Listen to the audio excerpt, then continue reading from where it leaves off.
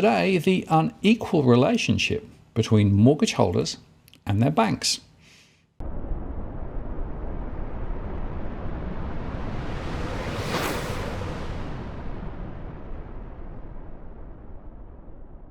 Hello again, it's Martin North from Digital Finance Analytics. Welcome to this post covering finance and property with a distinctively Australian flavour. Today, I'm joined by Robert. Hi, Robert. Hi there, Martin. How are you? Good, great to have you on the show. Now, let me just introduce you formally firstly, or you can do that yourself, because you've got a particular interest in this question of the relationship between banks and the mortgage holders. Yeah, correct. So I've been assisting mortgage holders, I guess, for the last 10 years on the end where they gotten themselves into trouble with the bank. What I realized and experienced firsthand is there's a very strong unequal relationship between the two. And the odds are very much stacked in favor of the bank. Funny that. Yeah. Yeah, and you know, the important thing to understand is that there has to be some balance between the roles and responsibilities of the bank versus the people who are borrowers, right? And actually, the playing field is horribly tipped in favor of the banks when you start the process of going for a mortgage and shopping around. I mean, the ACCC recently said it's very hard to get really transparent information about mortgage rates because of the way the mortgage rates work. But it's true through the life of the loan as well, and even more true, actually, should people get into some difficulty, you know, particularly perhaps when they are under mortgage stress or in financial pressure, because at that point, actually things get even worse. So really across the life, it's true to say, I think that the relationship between the borrower and the bank is out of kilter.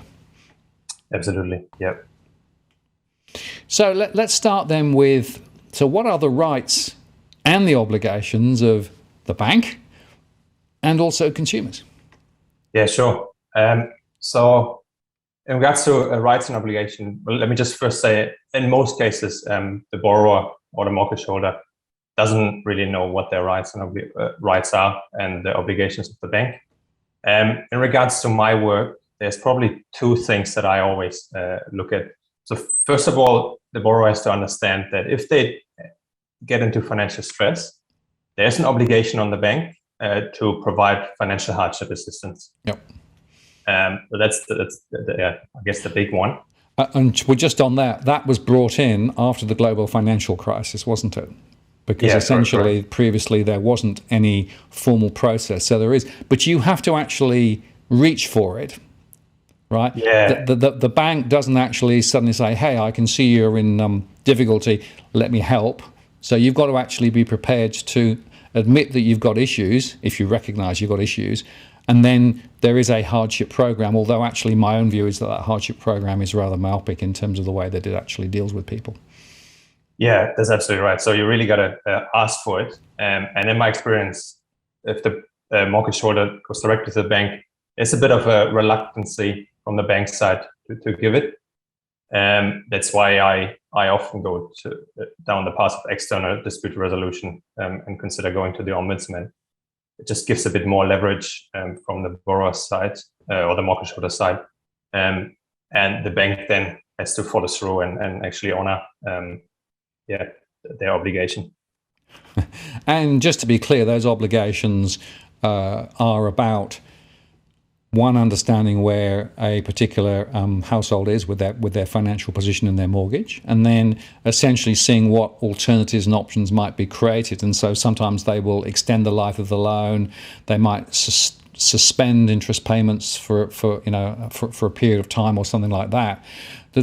I have the view, though, that quite often those sorts of fixes aren't really fixes at all, right? They're not really actually tackling the underlying issue that's got into them a problem to start with. Yeah, that's correct. Yeah, it's more of a temporary fix.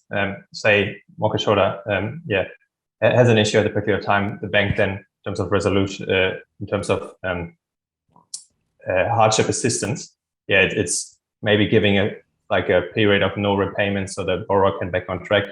Varying the loan, obviously, if the loan gets extended, just to reduce the monthly repayment. at the end of the day, the loan still has to be repaid. And then oftentimes in cases that I find as well is, even though we are in a very low interest rate environment, what I come across sometimes is just horrendous, like the amount of interest that a borrower is still paying. Yep. And oftentimes when I seek financial hardship for the borrower, it's actually a good opportunity to review what they're actually paying, and the bank might end up just adjusting it to bring it more to realistic. Do you see evidence, because I see it in some of the people I speak with, that in fact when people get into difficulty, their interest rate goes up? So oftentimes what happens, if it's a temporary relief at that financial hardship, end of the financial hardship period, it might end up that the bank adjusted, but the interest rate goes up. Yeah, that's correct. And another question is, well, what are the obligations of the borrower? So if they are actually experiencing financial pressure, do they have an obligation to tell the bank or not? Well, that's a good question. I do think that communication is obviously encouraged, and what the bank generally does if the borrower falls behind, there's a process. So they try to get in touch with the borrower, different avenues, mail, email, phone calls, just to find out. But in my experience, and I guess it's come down to human nature, if we've got a problem, we tend to try to avoid it. Australians and their she'll be right, the sun is generally shining, the beach looks pretty good, it'll be fine, my income will recover, and what I find quite often is that in my surveys, because I actually measure people's stress levels, financial stress levels, and also objectively and subjectively. So we ask them, do you feel you've actually got financial pressures? Quite often people don't realize they've got issues, right? So they don't know enough about their cash flows. They don't know enough about their finances. So quite often, by the time it gets to the point where there's a problem, things have actually deteriorated quite quickly. And at that point, psychologically, it's quite hard for borrowers then to reach out to the lender to say, I've got a problem. So right at that early stage of when things are starting to go wrong, I think there's a really big gap in the conversation and the communication between the borrower and the bank. Yeah, exactly. And the other thing on communication, I would point out, the worst thing a borrower can do is do nothing, like not communicate with the bank, because that's pretty much an easy win for the bank. They just go through their proceedings as they have to, and the borrower just pretty much ends up losing the house without doing anything about it. Well, let's then talk about this difficult process. So when you've actually got to the point where there is a financial problem and perhaps you're falling behind with your payments, what are the potential outcomes that the borrower could expect at that point in practice? Yep, sure. So like I said, so resolution agreements, talking about financial hardship, that is, varying the loan, adjusting the interest rates temporarily, or giving like a moratorium time of no repayments. That's a very, very common thing that I achieve. The other thing too, and I look at it in terms of obviously home loan lending is such a huge industry. And I always ask myself the questions, if something goes wrong, who is at fault? Is it the borrower or is it the bank? And in many cases, it's just, the borrower, the bank has done the right thing and the borrower fallen behind and maybe lost a job or something like that. And that's all fine. But the reality is I did come across a couple of cases as well where the borrower fallen behind, and reviewing the loan approval process, I think it was more a matter of the bank granting a loan unaffordable to start with, which is setting up the borrower, and that's just bad business. And unfortunately, that's the case as well. And of course, if you go back to the Financial Services Royal Commission, there was a whole bunch of evidence where people were effectively sold loans they should never have been sold in the first place. And there were some quite strong recommendations that came out of the back of that Royal Commission, of which almost none have actually been fully implemented. But it does, I think, cast this really important spotlight on the fact that in some cases, people get loans they should never have got in the first place.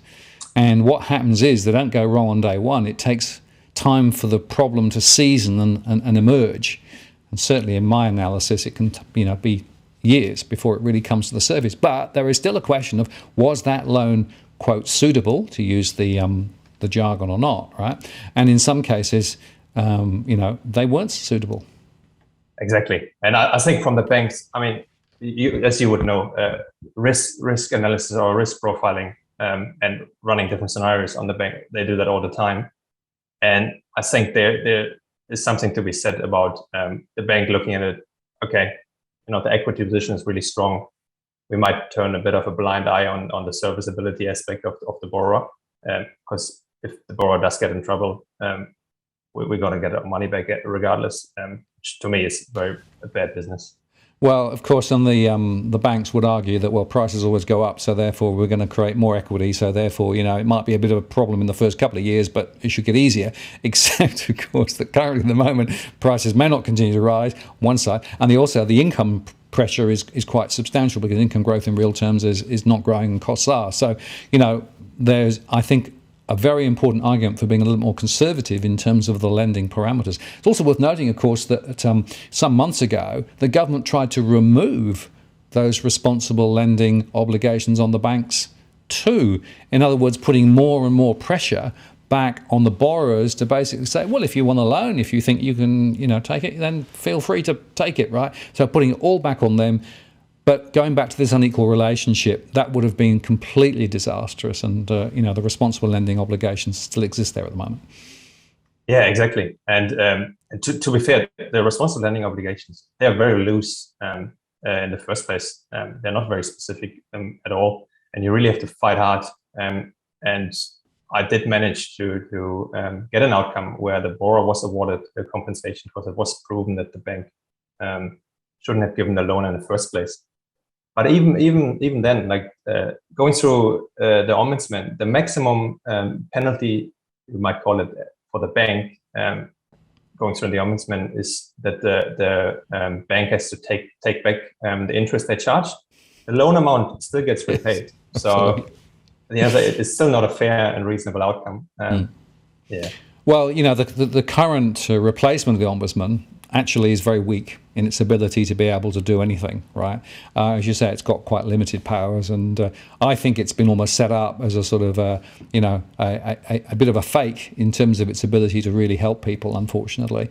And a lot of people will say, well, it's up to individuals. They should actually know what they're getting into. But when you actually stand back and read all the terms and conditions of the mortgage documents, which is still quite long and quite complicated, right? And when you actually understand that many people take a loan on the principle that if the bank has actually given them the loan, the bank must assume that they can afford to repay it, right? Which is a different risk scenario than perhaps people should think about. It's not too surprising that we end up often with this problem downstream. And then, of course, the question then becomes, well, is there a risk at some point in this process that you can actually lose control of the home that you've got if you start falling behind, and if you start finding that this process starts grinding forward? Yeah, and I would like to really stress that point. Talking about if the borrower does nothing, there's a particular turning point in this process of the bank going after the borrower, and that is when it comes to legal proceedings, and the bank obtains an order of possession. At that point, the borrower loses total control of their home, and the only option they have is time to sell or refinance if they have any means to do that. And the most frustrating part for me is if I come across a case that I think has merits, that there could maybe be something of responsible lending issues. But once the bank has obtained an order of possession, those kind of things are off the table. It's just simply too late. And more these days, I just unfortunately end up coming across those cases just a little bit too late. And so that means to the borrower, there's not even the opportunity to get any kind of compensation if the bank has done something wrong. Well, certainly I see two behaviours from the banks. The first is that they have more informal conversations with the borrower, suggesting quietly in their ear they should sell, right, before they start any formal proceedings, because formal proceedings cost and et cetera, right? But the second is that if they do start those formal proceedings, the duration over which they're prepared to sit and wait seems to me to be getting shorter and shorter. In other words, they want to get a resolution quicker, which suggests, therefore, that that window of opportunity to negotiate with the bank and try and actually find an alternative is actually becoming shorter and shorter, which means that more people end up ultimately being forced to sell, and they lose control of their property, and ultimately the bank is the winner and the homeowner is the loser. Yep, that's exactly the case. And most recently, what I experienced is the borrower saying, "Look, I wasn't even really informed that legal proceedings have commenced properly." And sometimes it's just the case, the bank just putting a letter in the letterbox saying you're invited to court.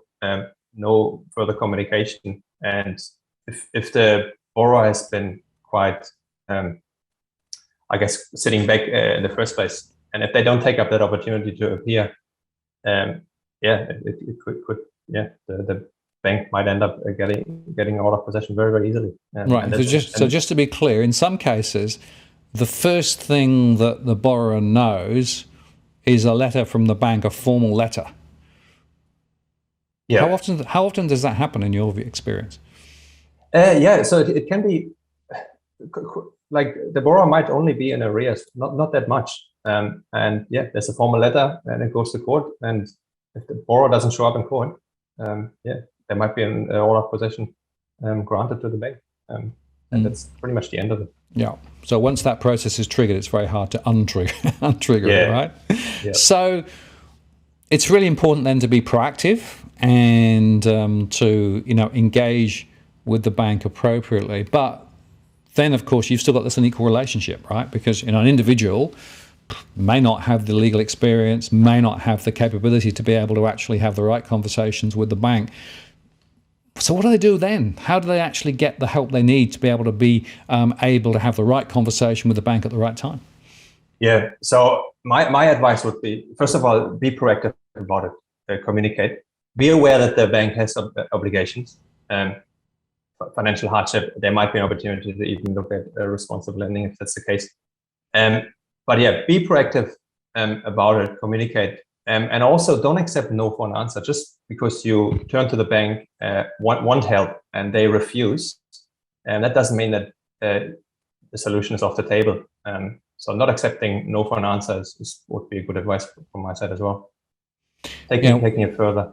Yeah, and one of the observations is inside the banks, they have a formal complaints process, right? I quite often use that when I've got issues with the banks, because the frontline people, be they on the phone or in the branch, have very little leeway to do anything other than the formal process that's been defined, right? But my experience and my advice would be, if you're finding you're not getting the right answer from the bank, don't give up. Raise it as a formal complaint inside the bank first, because you've actually got to do that if you want to take external paths later. And that then forces somebody to look in more detail at the case, and you'll often end up with a specific case manager who will actually take more accountability and responsibility for it. But actually, a lot of people don't know about this internal dispute resolution process and don't know about the fact that you can raise a complaint internally in the bank. Yeah, correct. Yeah, so in the bank, like you rightly said, so there's an internal dispute resolution team, there's an external dispute resolution team, and you've got those avenues to go down. And if you want to go external, you have actually to do the internal first, as I understand it. Correct. Yeah. So the first question that the external dispute resolution people will ask is, well, did you raise a dispute internally? So therefore, you need to go through that process to be able to actually take it further. And as you say, don't take no for an answer. Just keep pushing, keep making a fuss. Because unfortunately, the truth is that those who make a fuss have a much greater chance of actually getting a better resolution at the end of this. Yeah, absolutely. Yeah, that's my experience as well. Definitely. Not accepting no for an answer, and keep raising it. And if you don't get anywhere, consider external resolution. So if I sort of stand back a little bit and say, well, so what's the most effective thing to do to make sure that you get a positive outcome in this situation where, in fact, you might be under financial pressure with your mortgage, or it might be a credit card debt or whatever? What's the most positive thing to do? What's the steps you should take to make sure that you can actually get the outcome you want? Yep. So in my experience, it's for me, external dispute resolution has given much better outcomes. Oftentimes, when I get involved, the borrower has already tried internal dispute resolution and was refused.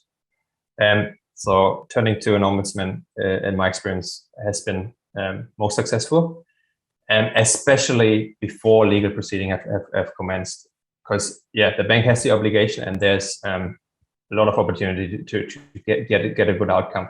And in many cases, the bank gives you an outcome that is not 100% satisfactory. I just raise another issue again, and just ask for a little bit more, because I do know they have the obligation, and there is a lot of room to negotiate. Like I said before, the bank is fairly reluctant to give and honor their obligations in the first place. But if we know that they have those obligations, you can push a bit harder and get to that. But my biggest advice is don't let it go to the point where legal proceeding commences and the bank has got an order of possession. It's just simply too late at that stage to get any good outcome.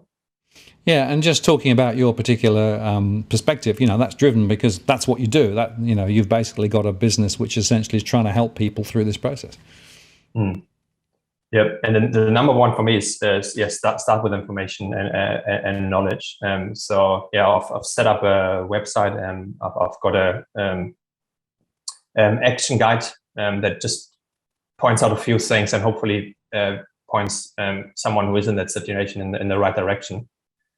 Because to me, it all starts with knowledge. The amount of time I come across someone, the first thing they say is, I just don't know what to do. I have no information. I don't know where to start. I don't know. I've never been in this situation. So the first thing would be starting with knowledge, understanding your rights and the bank's obligation, and then just trying to get the best outcome you can. So where do people go to get that information? Yes, I've got a website. It's called www.mortgageresolution.com.au, and we do offer that free mortgage resolution action guide, in the hope that it just points someone in need in the right direction. And I'm based in South Australia, so if you are in South Australia, I can certainly feel free to reach out, and I can personally assist as well. And one other thing I would say, the risk to the borrower is fairly high if you are in financial stress. And I would just say a word of caution. There is companies and people out there that, in my view, try to take advantage. So getting help is great, but please, what I can say is do your own due diligence and find out whether the person that's trying to help you has your best interest at heart. Because oftentimes there might be people out there that try to offer short-term funding solutions for a problem that is created out of debt.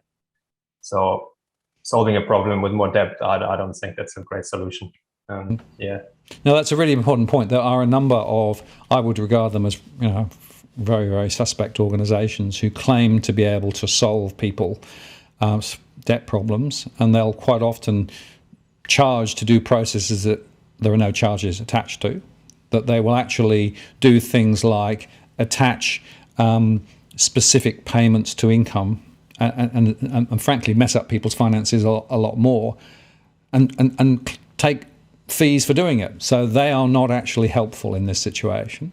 There are some debt counsellors, some of it run by charities and some run by the states across the country, and some of them actually can provide some really good advice.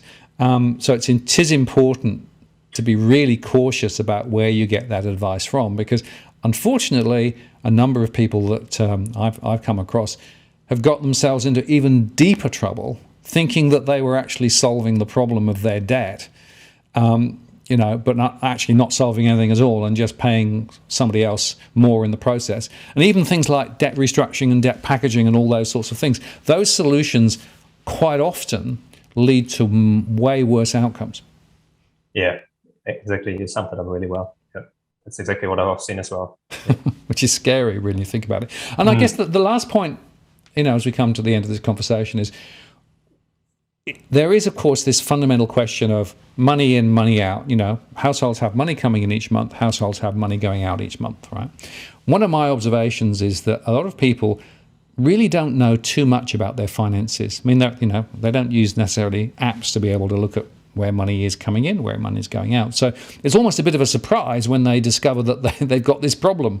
To what extent do you think that better cash flow management and just spending a bit of time understanding what your money's going on and prioritizing more effectively can help people from getting into this rather important bear trap that's sitting there if you're not careful?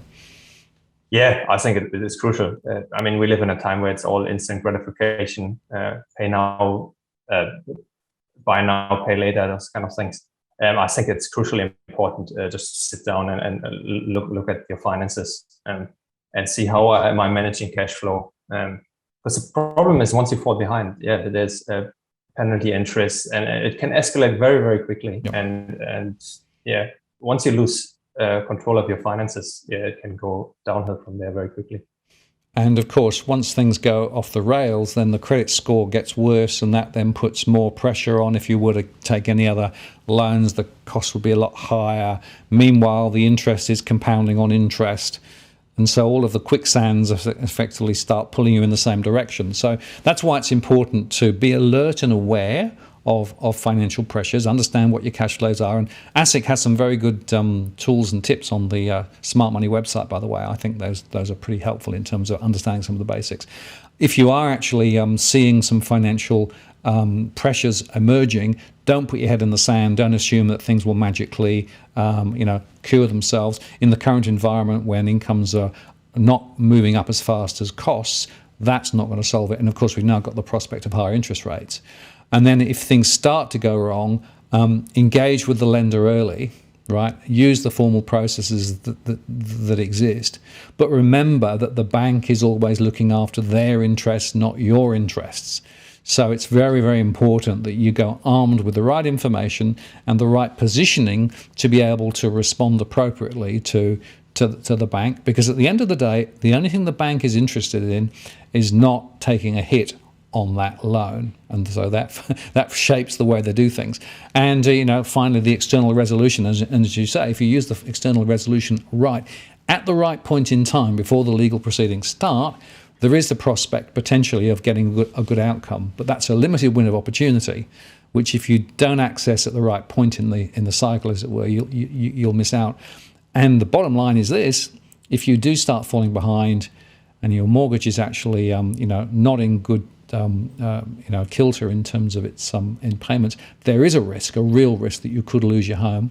And of course, not only is that a financial pressure, but it's also a psychological and a personal pressure as well. And unfortunately, a lot of these things come together. So it's important to think about the financial aspect, not just from the finance point of view, but also from total well-being and from the the total perspective of managing your life effectively. Yeah, exactly. I mean, to the bank, it's very limited penalty for the bank, but to the borrower, the effects. Yeah, I mean, it's not just the financial loss, the family breakups. Abuse and all just the ramifications that follow from there, just detrimental. So. Yeah, and what I say to people is, folks, when you think about taking that new mortgage, run some scenarios on what happens if rates go up, what happens if incomes get compressed. Can I still manage to make those repayments? Because unfortunately, I'm still seeing too many people who are walking into these bear traps, thinking that magically the bank says it's fine, so it's going to be fine. And yet down the track, they get into this difficulty and then get on this treadmill and then try to escape and often refinance once or twice. But ultimately, they end up, in huge financial, problems. And it's all because on day one, they were too aggressive. They believed too much the marketing spin from the banks rather than actually, what needed to be done. And, I always say to people, you've got to be confident in your own mind if you're making a financial commitment, particularly around a mortgage, that you can cope with it. Don't just rely on what the bank says, because the bank's only interested in protecting their risks, not protecting yours. Absolutely. Yep. Well, Robert, I really appreciate your time today. I think that's been a very important conversation, a bit of a gloomy one on one level, but also some very important pointers there. We'll put the links below to your website. There is some really good resource there in terms of actually helping people think through these things. And appreciate your time. Thank you very much, Martin. Thanks. Okay, bye-bye.